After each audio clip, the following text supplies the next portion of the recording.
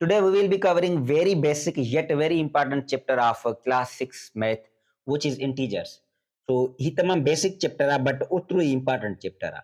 इनमें बिल्कुलु बेसिक वारी शयूं आहिनि, जोड़ कट वंड ज़रब, कहिड़ी ज़रब थी सघे थी कहिड़ी नथी थी सघे, छो थिए थी छो नथी थी सघे, बट ओतिरो ई इंपॉर्टेंट आहे छो जो जेका बि बाक़ी कॉन्सेप्ट आहिनि पंहिंजा जेका पाण अॻिते पढ़ंदासीं 7th क्लास में 8th क्लास में या मुख़्तलिफ़ टॉपिकनि में जेका पंहिंजा जॉब टेस्ट में ईंदा आहिनि उहे सभु हितां ड्राइव थींदा आहिनि. इन जे करे ही चैप्टर तव्हां गौर सां पढ़जो. सभ खां अवल त इंटीजर्स आहिनि छा? इंटीजर्स उन्हनि अंगनि खे चइबो आहे जेका ज़ीरो खां ॿिन्हिनि तरफ़ वेंदा आहिनि. पहिरें पाण जेका अंग पढ़ियासीं उहे नेचुरल ऐं होल नंबर पढ़ियासीं, हिकु लाइ हिक खां शुरू थियनि पिया, ज़ीरो खां शुरू थियनि पिया. ही अंग जेका आहिनि न, ही ज़ीरो आहे, ज़ीरो जी ॿिन्हिनि साइडनि वेंदा आहिनि. ॿिन्हिनि साइडनि मतिलबु कीअं? लेफ्ट साइड ते वेंदा आहिनि त -1 -2 -3 -4 ऐं ईअं सो ऑन आख़िर ताईं. ऐं राइट साइड ते 1 2 3 4 इहे प्लस में सो ऑन जेका नेचुरल नंबर आहिनि उन्हनि वांगुरु, ऐं प्लस में उनमें ज़ीरो बि गॾु आहे. तो हाणे हिन खे सम्झण जी हिकिड़ी ॻाल्हि इहा आहे जेका हिन मां अक्सर ईंदी आहे त ज़ीरो खां जेतिरो हिन साइड वेंदासीं लेफ्ट साइड ओतिरा पंहिंजा जेका नंबर आहिनि उन्हनि जो वैल्यू घटंदो वेंदो, ऐं ज़ीरो खां जेतिरो राइट साइड वेंदासीं ओतिरो वैल्यू वधंदो वेंदो. सो इनखे सेट जी सूरत में पाण कीअं लिखंदा आहियूं? हिनखे हमेशह ज़ेड, जीअं ही ज़ेड लिखियलु आहे बिल्कुलु इन ई तरह, न ज़ेड सिंपल न, जीअं थोरो ही लिखियलु आहे ॿ लाइनूं उन्हनि गॾु विच में, इन वांगुरु जेको आहे ज़ेड तौरु हिनखे ज़ाहिर कंदा आहियूं. ऐं प्लस में अंदरि पाण सेट में कीअं लिखंदासीं? Zero +-1 +-2 +-3 and so on. ऐं हिते वॾी जेका मज़ेदार ॻाल्हि आहे जेका अक्सर जॉब टेस्ट में ईंदी आहे या अक्सर माण्हू बि पुछंदा आहिनि फेसबुक ते यूट्यूब ते जेको आहे वग़ैरह वग़ैरह, त ज़ीरो पॉज़िटिव आहे या नेगेटिव आहे? So zero is neither positive नार नेगेटिव. ज़ीरो वाहिद अंग आहे जेको ना ई पॉज़िटिव आहे ना ई नेगेटिव आहे. हाणे अॻिते हलंदासीं पाण त इंटीजर नंबर सिस्टम में वैल्यू सिस्टम कीअं आहे, त कहिड़ो वधीक वैल्यू वारो आहे कहिड़ो घटि वैल्यू वारो. उहो मां तव्हांखे ॿुधाए बि वियुमि त हेॾे वेंदासीं लेफ्ट साइड ते त वैल्यू घटंदो वेंदो, राइट साइड ते वैल्यू वधंदो वेंदो. हिन जो मतिलबु इहो आहे माइनस में जेतिरो अंग वॾो दरअसल उहो ओतिरो नंढो हूंदो आहे, ऐं पॉज़िटिव में जेतिरो वॾो उहो ओतिरो वॾो आहे. बट नेगेटिव में जेतिरो अंग वधंदो वेंदो उहो ओतिरो उन वैल्यू घटि आहे. -400 खां -500 माना नंढो थी वियो अञा, माना 500 इहो जेको माइनस में आहे उहो 400 खां अञा वधीक नंढो आहे, छो जो जेको नेगेटिव अंग आहे जेतिरो वॾो ओतिरो उनजो वैल्यू घटिबो. हितां पाण सम्झंदासीं हिननि खे. हाणे हिते पंहिंजो हिकु ॿ सवाल मां लिखिया आहिनि वधीक पाण खे सही तरह सम्झण लाइ. हाणे हिकिड़ो आहे 400-300. हाणे वॾो कहिड़ो आहे? सिंपल अगरि पाण चऊं त 400 वॾो आहे त पाण छा चवंदासीं? 400 is greater than 300. But in negative integers जेका असांजा नेगेटिव इंटीजर्स आहिनि उनमें छा थींदो? 400 ऐं माइनस जा 300 आहिनि, ॿई माइनस जा आहिनि, त असांजो हमेशह जेको 300 आहे माइनस जो उहो वॾो हूंदो. यानी नेगेटिव में जेतिरो अंग नंढो ओतिरो वॾो, जेतिरो अंग वॾो उनजो वैल्यू ओतिरो नंढो. सो इहो असांजो जेको आहे नेगेटिव में वैल्यू इंटीजर्स जो हूंदो आहे पंहिंजो. उनखां पोइ एब्सोल्यूट वैल्यू ऑफ इंटीजर्स. हाणे हिकिड़ो टॉपिक इहो आहे एब्सोल्यूट वैल्यू. अक्सर पेपरनि में कॾहिं कॾहिं MCQ अची वेंदो आहे त -2 जो एब्सोल्यूट वैल्यू ॿुधायो. सभ खां अवल त एब्सोल्यूट वैल्यू खे पाण हीअं ज़ाहिर कंदा आहियूं, मार ॾींदा आहियूं 12, अंदरि -4 हूंदो, बराबरि छाजे थींदो इहो? अगरि असांखे एब्सोल्यूट वैल्यू मालूम करणो आहे त हमेशह असां छा कंदासीं? एब्सोल्यूट वैल्यू जी जेका साइन आहे नेगेटिव जी अगरि घटाए ख़तमु करे छॾींदासीं.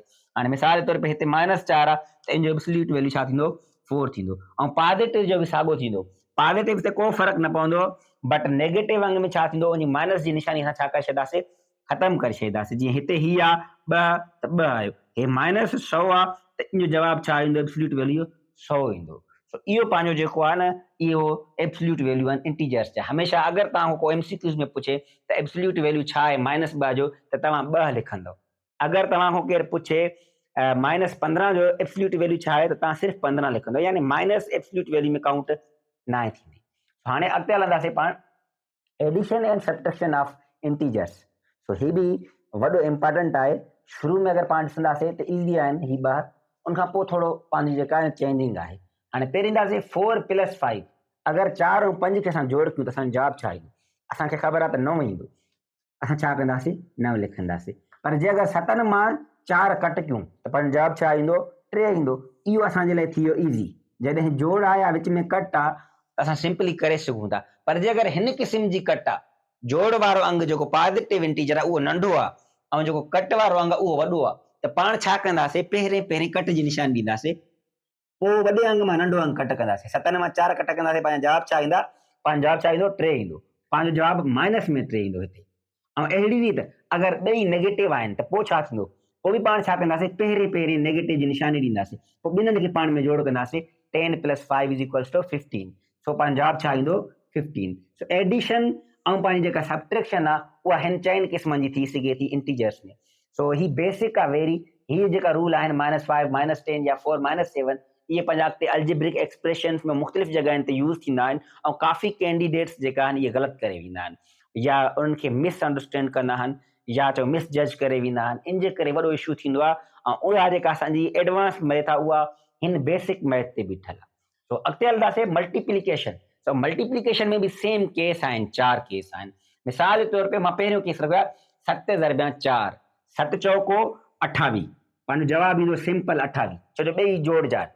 पर जे अगरि हिकिड़ो माइनस जो हुजे शुरू वारो ऐं बाद वारो जोड़ जो हुजे, पंहिंजो जवाबु साॻियो 28 ईंदो, पर पंहिंजी जेका निशानी ईंदी उहा छा ईंदी, माइनस में। अहिड़ी रीति जे अगरि ॿियो नेगेटिव आहे, पहिरियों पॉज़िटिव आहे, पोइ बि पंहिंजी जेका निशानी उहा ईंदी उहा छा ईंदी, नेगेटिव ईंदी। ऐं जे अगरि मल्टीप्लिकेशन जी निशानी विच में आहे ऐं ॿई नेगेटिव आहिनि त पंहिंजी जवाब में जेका निशानी ईंदी उहा पॉज़िटिव ईंदी। यानी अगरि ॿई पॉज़िटिव आहिनि त पोइ बि जवाबु पॉज़िटिव ईंदो, ॿई नेगेटिव आहिनि त पोइ बि जवाबु छा ईंदो, पॉज़िटिव ईंदो। पर जे अगरि हिकु निशानी ॿी आहे, हिकु निशानी ॿी आहे, पोइ इन सां फ़र्क़ु नथो पए त पहिरियों नेगेटिव आहे या बाद में नेगेटिव आहे, जवाबु हमेशह छा ईंदो, नेगेटिव ईंदो। इन जे लाइ हिकिड़ो कानून आहे, plus into plus is equals to plus, यानी जोड़ सां मल्टीप्लाई थींदो, जवाब में छा ईंदो, जोड़ ईंदो। इहो यादि रखी छॾिजो। ही अगरि तव्हां जेका कानून आहिनि 4 इहे यादि रखो था, तव्हां कॾहिं मल्टीप्लिकेशन में न मुझंदा, भले पोइ उहा एडवांस मैथमेटिक्स में हुजे, अल्जेब्रिक एक्सप्रेशंस जी या कंहिं बि शइ जी, पर अगरि तव्हां ही फार्मूलो यादि रखो त पोइ तव्हां न भुलंदव कोन। हिकिड़ो नेगेटिव हुजे, ॿियो पॉज़िटिव हुजे, माइनस इंटू प्लस उहो बि जवाबु नेगेटिव ईंदो, प्लस इंटू माइनस बि जवाबु छा ईंदो, नेगेटिव ईंदो। ऐं नेगेटिव असांजो आहे माइनस इंटू माइनस, असांजो जवाबु छा ईंदो, पॉज़िटिव। 2 नेगेटिव पाण मल्टीप्लाई थींदा त हमेशह जवाबु छा ईंदो, पंहिंजो जेको आहे उहो पॉज़िटिव ईंदो। हुन खां पोइ डिवीजन में बि साॻियो ही फार्मूलो हलंदो आहे। अगरि पाण डिवीजन कंदासीं 7 × 4 या कुझु बि मतिलबु 8 × पाण ते कंदा, मिसाल जे तौर ते 2, त 8 × 2 कंदा, असांजो ॿई पॉज़िटिव आहिनि, असांजो जवाबु छा ईंदो, पॉज़िटिव ईंदो। ऐं 2 चौको 8। अहिड़ी रीति हिकिड़ो बि नेगेटिव आहे, 8 नेगेटिव आहे या 2 नेगेटिव आहे, भले जेको बि नेगेटिव आहे, असांजो जेको जवाबु ईंदो उहो माइनस में ईंदो। पर जे अगरि ॿई नेगेटिव आहिनि, मिसाल तौर ते -8 आहे, -2 आहे, हाणे आहे हिन में मल्टीप्लिकेशन न आहे डिवाइड, बट ही पाण में छा थी वेंदा, कैंसिल थी वेंदा, असांजो जवाबु छा ईंदो, 4 पॉज़िटिव ईंदो। सो ॿई पॉज़िटिव आहिनि पोइ बि पॉज़िटिव जवाबु, ॿई नेगेटिव आहिनि पोइ बि पॉज़िटिव जवाबु। बाक़ी जे अगरि हिकिड़ो बि नेगेटिव आहे त पंहिंजो जवाबु छा ईंदो, नेगेटिव ईंदो। ऐं पोइ भले उहो कहिड़ो आहे इन सां को फ़र्क़ु नथो पए, उहो पहिरियों आहे या बाद वारो आहे, इन सां फ़र्क़ु नथो पए। हिकिड़ो ॿियो आहे, हिकिड़ो ॿियो आहे त हमेशह जवाबु नेगेटिव। उन खां पोइ हिकिड़ी लास्ट में जेका इम्पॉर्टेंट ॻाल्हि आहे, वेरी इम्पॉर्टेंट, त कॾहिं बि पंहिंजो जेको को बि वैल्यू आहे हुन सां ज़ीरो जो जेको पाण डिवाइड कंदासीं त पंहिंजो को बि जवाबु, हाणे मिसाल जे तौर पर असांजो जवाबु आहे 8 / 0, या असां हीअं बि लिखी सघूं था 8 / 0, त हिन जो जेको जवाबु आहे उनखे असां डिफाइंड नथा करे सघूं। सो इन जे करे असां चवंदासीं त ही जेका असांजी डिवीजन आहे इहा अनडिफाइंड आहे, इहो असांजो जेको आहे असां हिनखे पॉसिबल नथा सम्झूं। सो जॾहिं बि का बि शइ 0 सां डिवाइड थींदी त उहा शइ असांजी पॉसिबल न आहे उनखे सॉल्व करणु। सो अनडिफाइंड जवाबु ईंदो। ऐं काफ़ी दोस्त जेका इंफिनिटी लिखंदा आहिनि, जेको ग़लति आहे। तो वधीक अहिड़ी वीडियोज़ लाइ सब्सक्राइब कयो सिंधी सर खे। ऐं लास्ट में अगरि तव्हां असांखे साइंस खां वठी फॉलो कयो था त साइंस असांजी हिन वक़्तु माशाल्लाह कंप्लीट थी चुकी आहे, 4 खां वठी करे 8 तक। अॻिते असां कहिड़ो सब्जेक्ट जेको आहे उहो चूज़ कयूं, असां फिज़िक्स कयूं, केमिस्ट्री कयूं या बायो कयूं या इंग्लिश कयूं, उहो कमेंट में ज़रूरु ॿुधाईंदा। Thank U.